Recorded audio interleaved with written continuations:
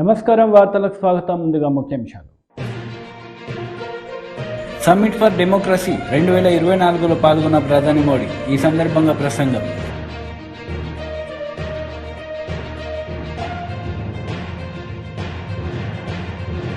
India alliance పార్టీల సమావేశంలో పాల్గొన్న ఏపీసీసీ చీఫ్ వైఎస్ షర్మిల.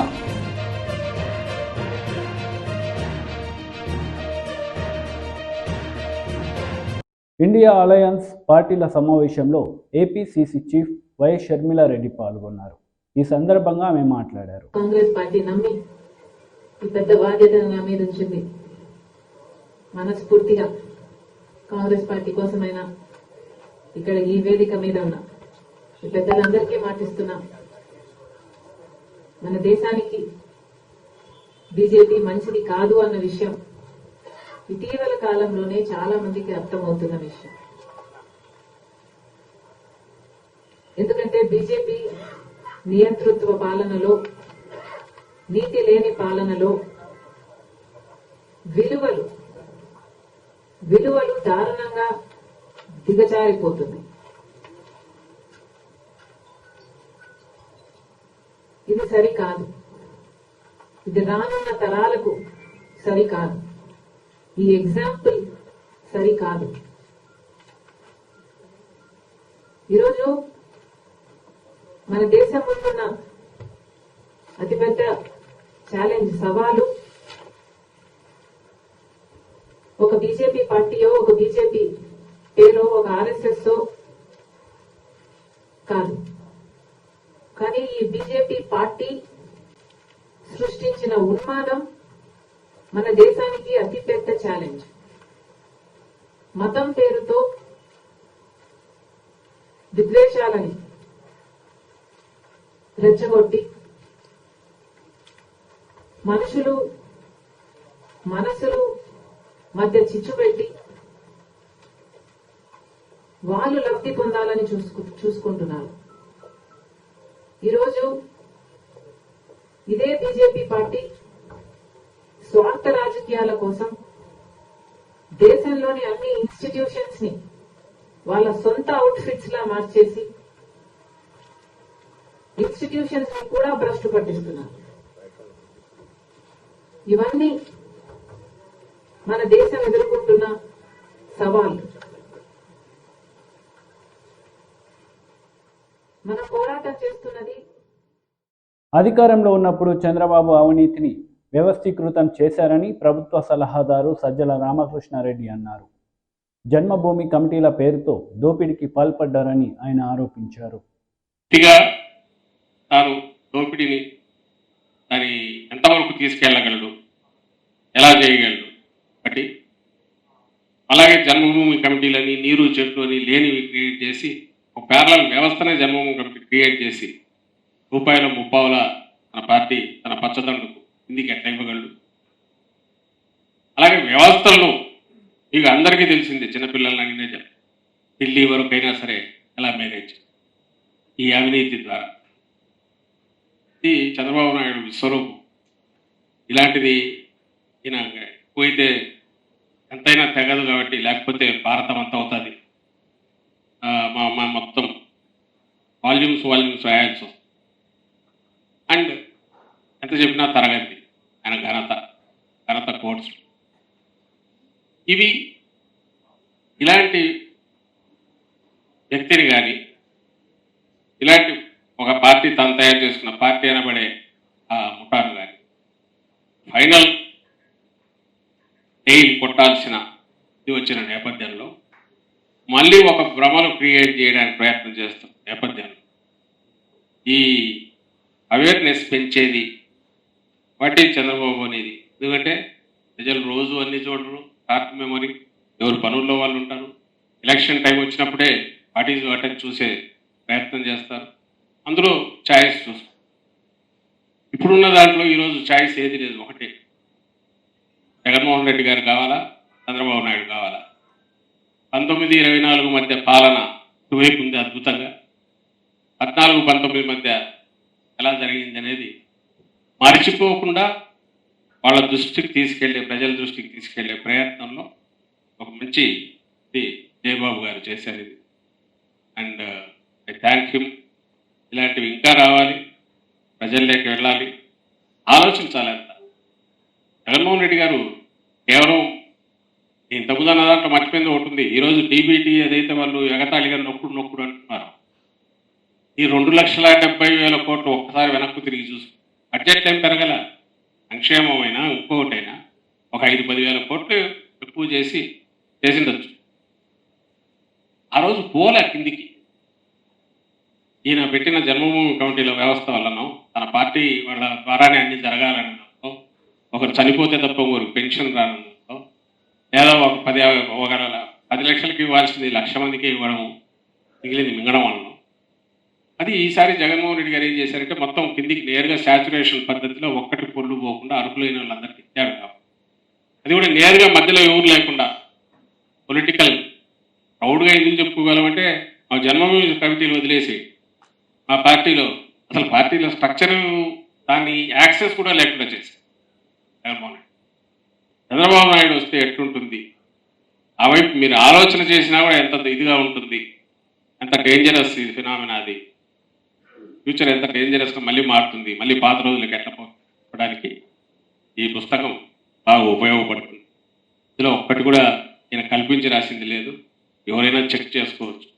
బహుశా ప్రైవేట్ టాక్లో అయితే ఆయన కానీ ఆయన పార్టీ చంద్రబాబు నాయుడు కానీ ఆయన పార్టీ వాళ్ళు కూడా అవును నిజమే ఇదిగా ఇది మర్చిపోయినామని యాడ్ చేసినా చేస్తారు. ఎందుకంటే ఆయన ఘనతంతా వాళ్ళు కూడా పొగిడేది దీంట్లోనే. చంద్రబాబు ఏదైనా తిమ్మినైనా బమ్మిని చేయగలవా, ఏదైనా చేయగలరు. కాబట్టి దాంట్లో వాళ్ళు ఏమి మావాడు క్లీన్ అని అయితే ఎప్పుడు అన్నారు. క్లీన్ కాదు కాబట్టి మావాడు సక్సెస్ అవుతాడు, ప్రభలు పెట్టగలడు అనేది వాళ్ళు తీసుకునే క్రెడిట్. సో ఇది ప్రజలకు వాళ్ళు కాన్షియస్ డెసిషన్ తీసుకోవడానికి ఇలాంటివి మరిన్ని రావాలి. తెలంగాణలో 17 లోక్సభ స్థానాల్లోనూ బీజేపీ అభ్యర్థులను ఆదరించాలని కేంద్ర మంత్రి బీజేపీ రాష్ట్ర అధ్యక్షులు జి కిషన్ రెడ్డి ఓటర్లకు విజ్ఞప్తి చేశారు. హైదరాబాద్ బాగంబర్పేట్ డివిజన్ పరిధిలోని బస్తీలలో కేంద్ర మంత్రి పర్యటించారు. నరేంద్ర మోడీ గారికి ఎంత మెజార్టీ స్థానాలు లభిస్తాయో నిర్దేశించేటువంటి ఎన్నికలు. ఇప్పుడు 302 స్థానాలు ఉన్నాయి.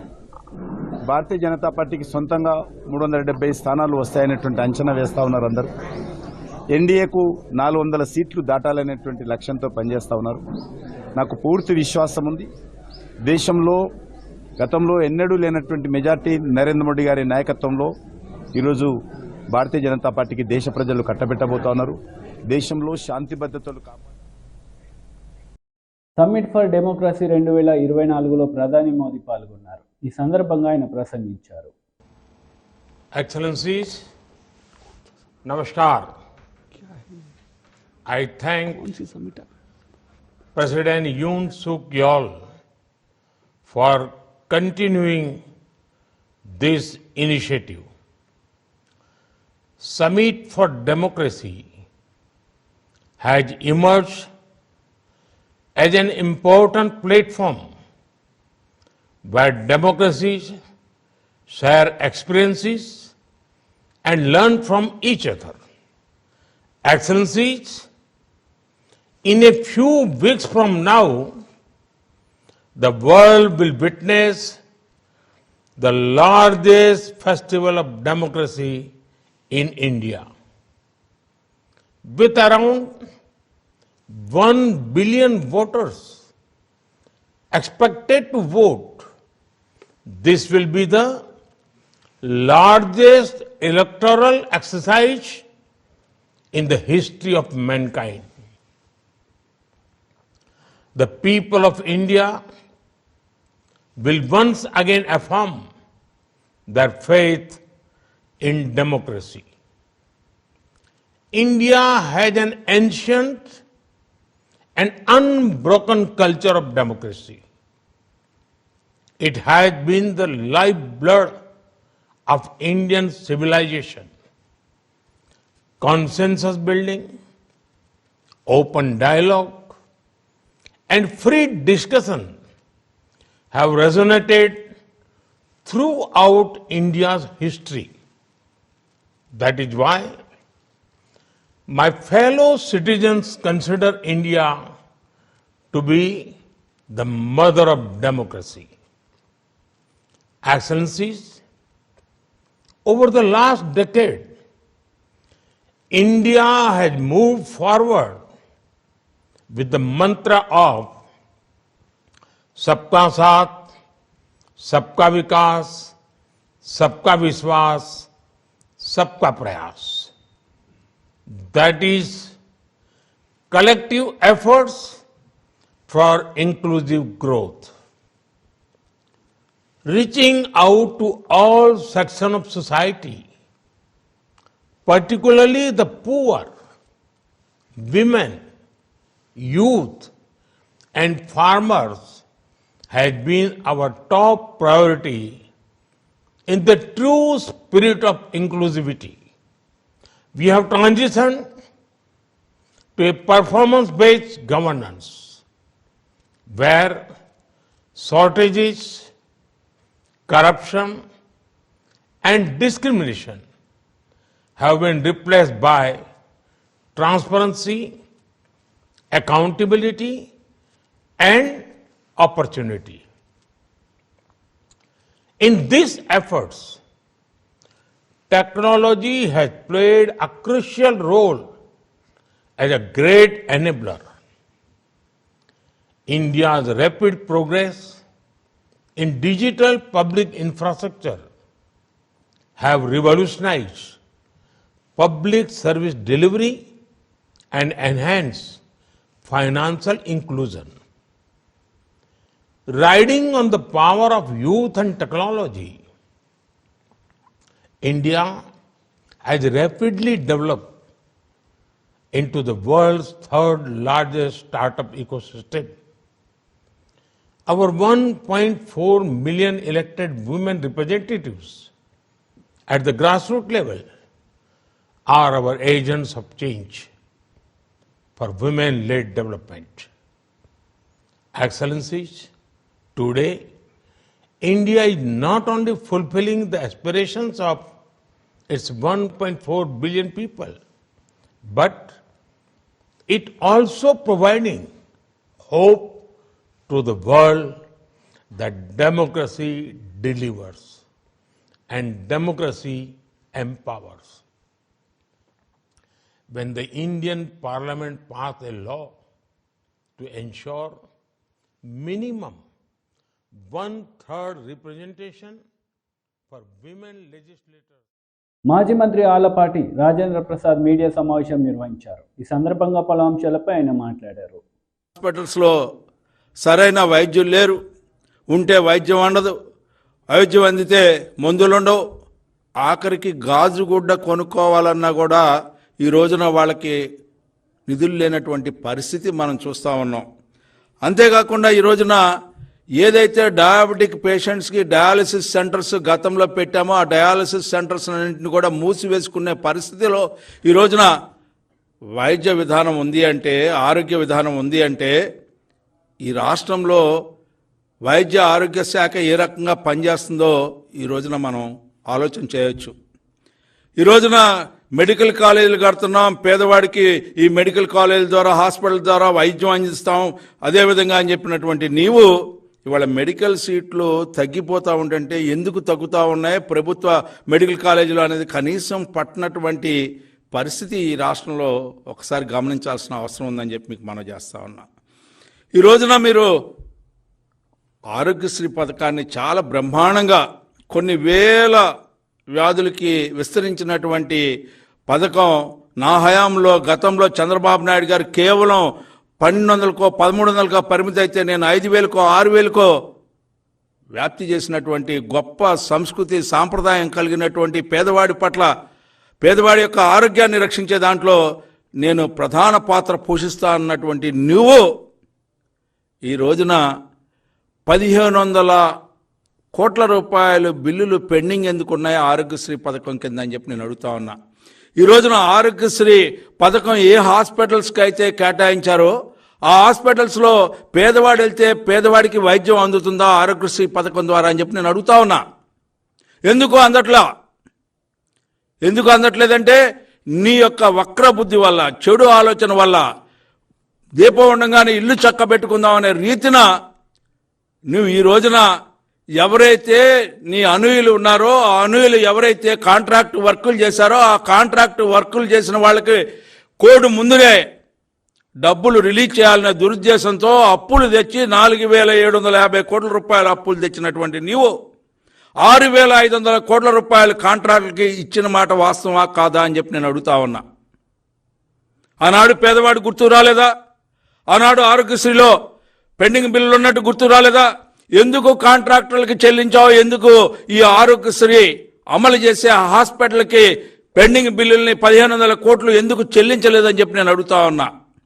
అంటే దీపం ఉండగానే ఇల్లు చక్కబెట్టుకోవాలి, ఓడిపోతున్నానని నీకు అర్థమైపోయింది కాబట్టి వసూలు రాజాగా ఈ రోజున మిగిలిపోయే జగన్మోహన్ రెడ్డి గారు మీరు కాదా అని చెప్పి నేను అడుగుతా ఉన్నా. కమిషన్ల కోసం కక్కుర్తిపడి పేదవాడిని మోసం చేస్తూ పేదవాడి యొక్క ఆరోగ్యాన్ని దెబ్బతీస్తూ ఈ రోజున ఆరోగ్యాన్ని కాపాడుకోవాలంటే తన అప్పో సొప్పో చేసి ఈ రోజున 5 రూపాయల వడ్డీకో 10 రూపాయల వడ్డీకో తీసుకువెళ్ళి వైద్యం చేయించుకుంటే ఇవాళ వైద్యం అందక ఒక్కొక్కసారి అప్పు పుట్టక ప్రాణాలు కోల్పోతున్నటువంటి పరిస్థితి ఈ రాష్ట్రంలో నీకు కనపట్టలేదా అని చెప్పి ఈ సందర్భంగా మీకు మనవి చేస్తా ఉన్నా. ఈ రోజున మీ అందరూ కూడా ఆలోచన చేయాలి. పేదల కష్టాలని మాత్రం నువ్వు మాత్రం గమనించవు. నీ తాడేపల్లి ప్యాలెస్లో మాత్రం రోజుకి కూడా ఖజానా నిండాలి. పేదవాడి చచ్చిపోయినా పర్లా, పేదవాడి నష్టపోయినా పర్లా, ఏదో ఒక రకంగా ఈ రోజున రెవెన్యూ వ్యయాన్ని చూపిస్తా ఉన్నావు. ఆ డబ్బుని పక్క దావన నువ్వు సంపాదించుకుంటా ఉన్నావు అనేది వాస్తవం కాదా అని చెప్పి నేను అడుగుతా ఉన్నా. జగన్మోహన్ రెడ్డి గారు ఎందుకు జరుగుతూ ఉంది? ఇవాళ టీడీపీ రాష్ట్ర అధికార ప్రతినిధి పిల్లి మాణిక్యరావు మీడియా సమావేశం నిర్వహించారు. ఈ సందర్భంగా సీఎం జగన్ పై ఆయన మండిపడ్డారు. అనుకునేటట్టు చేయడానికి జగన్మోహన్ రెడ్డి కుట్రలు చేస్తా ఉన్నాడు. నిజంగా జగన్మోహన్ రెడ్డి యొక్క నిజ స్వరూపం ఈ 5 ఏళ్లలో 500 సార్లు బయటపడింది. అతను ఏమన్నా మాట అన్నాడంటే ఆ మాటని అసలే పాటించడని, కానీ దానికి ఒక నినాదం తయారు చేస్తాడు. మాట అన్నాడంటే మాటమ తెప్పుడు అని నినాదం వెనక జనాలు పరిగెత్తుతూ ఉండాలి. వాస్తవంలో మాత్రం ప్రజలందరూ కూడా నాశనం అవుతూ ఉండాలనేది జగన్మోహన్ రెడ్డి ఎత్తుగడలు. ముఖ్యంగా ఎస్సీల కోసం ఎస్టీల కోసం సప్లాన్ నిధులు ఉన్నాయి ఈ రాష్ట్రంలో. అది భారత రాజ్యాంగం ఇచ్చినటువంటి హక్కు. ఏదైతే 1,00,000 కోట్లు గనక బడ్జెట్ కేటాయిస్తే ఆ 1,00,000 కోట్ల బడ్జెట్లో ఎస్సీల కోసం ఎస్టీల కోసం వాళ్ళ జనాభా నిష్పత్తి ప్రకారం బడ్జెట్ సప్లాన్ని కేటాయించాల్సినటువంటి పరిస్థితి ఉంది. ఇది అందరికీ తెలిసిందే. 1,00,000 కోట్లు కేటాయిస్తే ఎస్సీలకి 15,000 కోట్లు దాంట్లో కేటాయించాలి. ఎస్టీలకు ఒక 5,000 కోట్లు కేటాయించాలి. కానీ అట్లా ప్రతి సంవత్సరం గత ప్రభుత్వాలు ఎస్సీలకి సంబంధించి ఎస్టీలకి సంబంధించి సప్లాన్ నిధులు కేటాయించి ఆ ఎస్సీల పల్లెల్లోనే రోడ్లేసి ఆ ఎస్టీల పల్లెల్లోనే భవనాలు కట్టించి కళ్యాణ మండపాలు కట్టించి కమ్యూనిటీ హాల్స్ కట్టించి అక్కడే ఎక్కువ వీధి దీపాలు ఇచ్చి ఆ కమ్యూనిటీ అభివృద్ధి కోసం అనేకమైనటువంటి పథకాలని డెవలప్ చేయడం కోసం ఈ నిధుల్లో కేటాయించేవాళ్ళు. కానీ ఇంత డబ్బులు కేటాయించి చంద్రబాబు నాయుడు గారు ప్రతి మాదిగ పల్లెల్లో, ప్రతి మాల పల్లెలో, ప్రతి రెల్లి ఓడల్లో, ప్రతి గిరిజన ఓడల్లో, మారుమూల గ్రామాలు కూడా సిమెంట్ రోడ్డులు తీసుకెళ్లి కమ్యూనిటీ భవనాలు కట్టించి అనేకమైనటువంటి పోషకాహారాలు అందించి వాళ్ళ విద్యను అందించి ఇంత చేసినటువంటి చంద్రబాబు నాయుడు గారు ఎప్పుడూ కూడా నా ఎస్సీలు నా ఎస్టీలు అల్లా. ఎందుకంటే మాయ మాటలు చెప్పటం కాదు, ప్రేమ అనేది గుండెల్లో ఉండాలి. గుండెల్లో ఉండకుండా మోసం చేయడానికి మాత్రం జగన్మోహన్ రెడ్డి 100 సార్లు వాడుతూ ఉన్నాడు. ఈ మాటలకి బలైపోతూ ఉన్నారు మా దళిత గిరిజన జాతి ప్రజలందరూ కూడా ఈ సందర్భంగా తెలియజేస్తా ఉన్నా. దాదాపు అమ్మఒడి పథకాన్ని ఇస్తా ఉన్నాడు. ఈ అమ్మఒడి పథకానికి ప్రత్యేకంగా నిధులు కేటాయించి ఎస్సీలో ఉన్నటువంటి పేద ప్రజలకి, బడికెళ్ళేటువంటి పిల్లల తల్లులకి, ఎస్టీలో ఉన్నటువంటి వాళ్ళకి, మైనార్టీల్లో ఉన్నటువంటి వాళ్ళకి అనేక మందికి అమ్మఒడి కేటాయించాలి. కానీ జగన్మోహన్ రెడ్డి ఏం చేశాడు తెలుసా? జగన్మోహన్ రెడ్డి వీటికి డబ్బులు తాడేపల్లి ప్యాలెస్ నుంచి తేలా, ఎడపలపై ఎస్టేట్ నుంచి తేలా, హైదరాబాద్లో ఉన్న ప్యాలెస్ నుంచి తేలా, ఏ భవనాలు అమ్మి తేలా. సరే అట్లా కాదు, బడ్జెట్లో వేరే డబ్బులు అన్నా కేటాయించాడా? వేరే డబ్బులు కూడా కేటాయించలా. ఎస్సీలకి సంబంధించినటువంటి ఎస్టీలకి సంబంధించినటువంటి సప్లాన్ నిధులు మొత్తాన్ని కూడా తీసేసినటువంటి పరిస్థితి. కేవలం ఎస్సీల కోసం రాజ్యాంగం ప్రకారం వచ్చినటువంటి, ఎస్టీల కోసం వచ్చినటువంటి, మైనార్టీల కోసం వచ్చినటువంటి డబ్బులు 1,14,000 కోట్లు మా డబ్బులు దారి మళ్లించాడు. నా ఎస్సీలు అని అంటే అదనంగా డబ్బులు తీసుకొచ్చి పెడతాం కాదు, నా ఎస్టీలు అంటే అదనంగా బడ్జెట్ కంటే ఎక్కువ డబ్బులు ఖర్చు పెడతాం కాదు, నా మైనార్టీలు అంటే అదనంగా డబ్బులు తీసుకొచ్చి పెడతాం కాదు. నా ఎస్సీలు అనే మాట మీ మొఖాన కొడుతున్నారు, ఆ మాట చుట్టూ మీరు తిరగండ్రా. మీకు సంబంధించినటువంటి 1,00,000. వార్తలు ముగించే ముందు ముఖ్యాంశాలు మరోసారి. సమ్మిట్ ఫర్ డెమోక్రసీ 2024లో పాల్గొన్న ప్రధాని మోడీ. ఈ సందర్భంగా ప్రసంగం.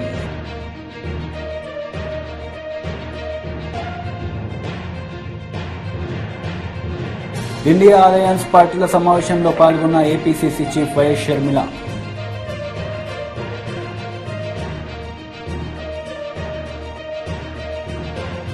ఈ వార్తలు ఇంతటితో సమాప్తం. తిరిగి ప్రసారమయ్యే వార్తలు మళ్ళీ కలుద్దాం. అంతవరకు సెలవు. నమస్తే.